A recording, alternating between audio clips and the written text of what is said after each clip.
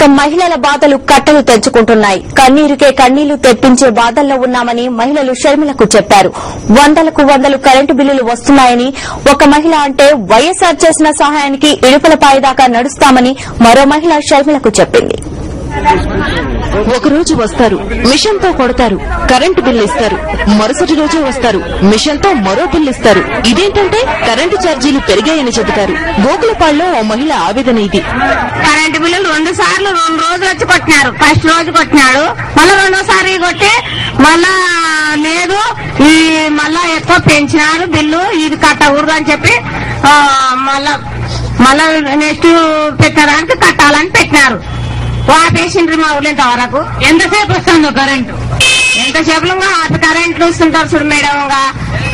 మేము పొలానికి వస్తుంటాం, మేము చూడము ఎంతసేపు ఇచ్చేది. అమ్మబోయేది రేటు తక్కువ, కొనబోయేది రేటు ఎక్కువ. షర్మిల దగ్గర ఓ రైతు ఆవేదన ఇది. వైఎస్ఆర్ ఉన్నప్పుడు తన కుమారుడికి ఫీజు రియంబర్స్మెంట్ ఉండేదని, ఇప్పుడు తానే ఫీజు కడుతున్నానని షర్మిల దగ్గర చెప్పాడు ఓ రైతు. ఇక చెప్పడం ఎందుకు, మీరే వినండి ప్రజల బాధలు. అప్పుడు పెద్ద ఆయన ఉన్నప్పుడు మాకు చాలా తక్కువ బిల్లు పడుతున్నాడు. ఇప్పుడు చాలా ఎక్కువ, అతి ఎక్కువైన ఖర్చులు కరెంటు బిల్లు. రెండోది ఎరువులు ఏమి దొరికేమో లేదు. శనగలు ధరలు తక్కువనే, పత్తులు ధరలు తక్కువనే, అన్ని వస్తువులు ధరలు తక్కువనే. నేను అమ్మబోయేది వల్ల తక్కువనే, నేను కొనబోయేది వల్ల పురోగతి.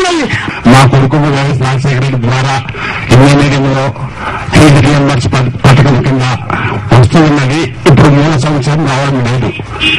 నేను సొంతంగా ఫీజులు కట్టుకుంటూ చదివించుకుంటున్నాను. మరి ఈరోజు నేను ఈ స్థితిలో ఉన్నానంటే రాజశేఖర రెడ్డి నన్ను బతికిచ్చాడు.